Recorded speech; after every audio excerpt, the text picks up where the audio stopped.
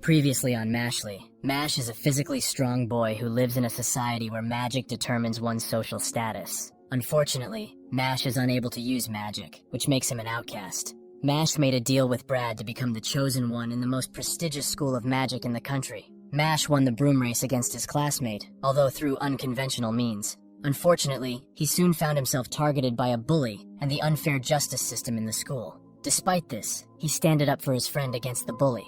Surprisingly, the principal takes notice of his actions and sees potential in Mash becoming a divine visionary who can change the world.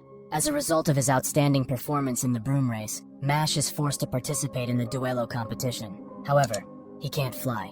Mash is left standing on the sidelines since the aerial sport involving brooms requires the use of magic, which he lacks. Spectators grow angry, assuming he's not taking the game seriously. The team captain Tom approaches him, speaking incoherently and putting words in Mash's mouth. His ramblings make little sense, leading Mash to suspect that he might be under the influence of something. Despite this, Tom explains the rules of the game, which involve passing a ball mid-air and through that ring for a point, with the use of magic strictly forbidden. As a skilled duello player himself, Tom recognizes Mash's potential and recruited him for the team. However, before Tom can return to the game, an opposing player crashes into him, causing severe injuries. The girls scream, "Ah, Lord Tom, last year's MVP!" The guy apologizes, claiming it was an accident.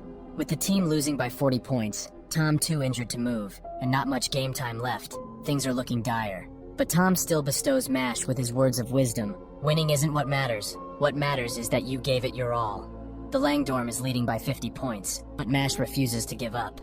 He grabs his broom, grips it, and jumps, surprising everyone with his ability to fly. In reality, he's just moving his legs so quickly that he's levitating. Mash asks for a pass, but the Langdorm scoffs at him, certain that he has no chance against them. As they charge towards him, Mash swings and throws the ball with such force that it knocks them off their brooms and scores a point. The crowd is amazed. Despite being down by 49 points with time running out, Mash isn't deterred. Just as the ball is about to go out of bounds, it comes back to him like a boomerang. With a flick of his finger, Mash gives it a spin and scores another point, earning possession of the ball once again. I mean, the words, "it's not humanly possible," are a bit of cliche at this point.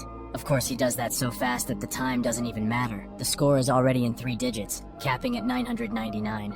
The crowd is ecstatic and semi-confused. Mash's goals are record high and everyone was given a silver coin. But why is it a triangle? Finn is happy for him, but he's never doing that again.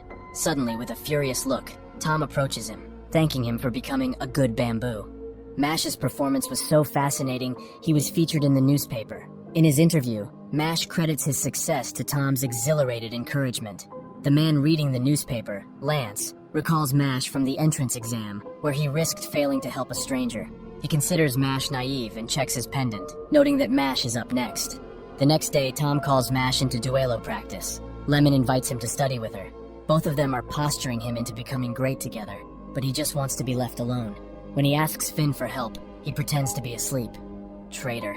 Suddenly, Lance approaches the group and expresses interest in joining in on the fun. Tom becomes immediately cautious, as he has never seen Lance before, and the presence of 2 marks indicates that he is a powerful mage. Lemon, on the other hand, recognizes Lance as the top-ranked first-year student from the entrance exam. Though she finds him attractive, she has already given her heart to Mash. Mash isn't exactly having fun, prompting Lance to suggest they do something entertaining. Initially, Mash considers a game of hide-and-seek, but Lance unveils a magical bottle, and after uncorking it, captures Mash's friends inside. Lance then demands that Mash meet him at the forest by the owl's hut if he wishes to free his friends. And swoosh, he's gone. In the forest, Mash wonders what this is about, and Lance wants to make a bet. He also wants to become a divine visionary. Tom knows that Lance is bad news. The majority of the world is single-line magic users, but there are rare exceptions with multiple marks. Double-line magic users. They exist in this realm at a rate of 1 in 100,000, considered chosen by the magic itself. Lance wants to bet each other's silver coin, and the winner is decided when the loser can no longer continue or gives up.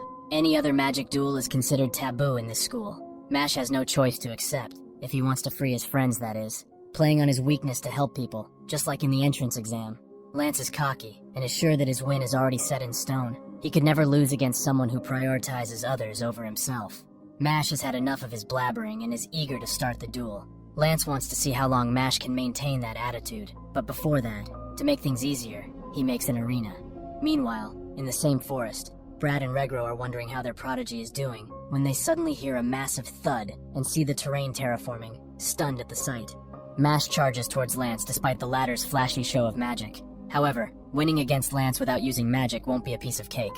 Lance casts Graviole, slamming Mash onto the ground. He berates Mash for lacking aspirations despite possessing a silver coin, claiming that he will be the one to become the divine visionary. Lance notes that trying to stand up is futile, as no human can withstand this gravity. Nevertheless, he grabs onto some roots and manages to knock Lance back, breaking the spell. Mash scoffs at him from above. This infuriates Lance, who casts Graviole once again. But this time, Mash stands his ground and attacks with greater speed, knocking off Lance's pendant in the process. As he examines it, he finds a picture of a little girl and mutters under his breath, "He's a lol, lolicon." Mash feels the need to call the police, but Lance explains that he actually has a sister complex, which is only marginally better, prompting Mash to throw the pendant back. Lance wonders what is the most precious thing in the world to him. Cream puff, wrong. Human life, wrong. Love, freedom, cream puffs. Wrong, wrong, wrong. It makes Lance spiral out of control, since the answer as obvious as 2 + 2 is 3. Really, what would you say? The most important thing is Lance's little sister. Everyone has different priorities, don't they? Creepy. Lance walks to the edge of the cliff and holds the magic bottle on its edge. He will drop the bottle and speed up its fall using his magic. Lance knows that Mash will try to save them, and that is when he will attack. Lance's love for his sister Anna is unwavering. He recalls how he once got beaten up while saving a bullied kid, which made Anna upset but proud that her brother was so brave. Anna is extremely important to him. However, she suffers from an incurable disease that strips her of her magic power and mark. The doctors have given her no more than 5 years to live. Once Anna loses her powers, their parents will be forced to surrender her to the government. But instead of showing sympathy, Lance's mother laments that such a girl was born into their bloodline. This disgusts Lance, who disowns his own parents and blames the Bureau of Magic for the corrupt system. He is determined to become the divine visionary to save Anna's life. With that thought in mind, he releases the bottle and casts the Graviole spell, accelerating the fall. When he glances back, Mash is in his training outfit, calling out hamstring magic, Big Bang Dash, surprising Lance, as he has never heard of such magic before.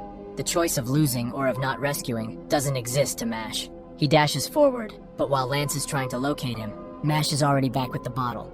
I know it's cliche, but Lance finds this humanly impossible, but he can't falter now. Mash wants to stop the duel, noting that Lance doesn't seem like a bad guy. Since the bottle is empty, it was fake. Mash dashes to Lance and searches him, finding the bottle. Lance is puzzled by Mash's lack of interest in continuing the fight, as winning would have earned him the coveted silver coin. Mash's tendency towards clumsiness suggests that he struggles with making rational decisions.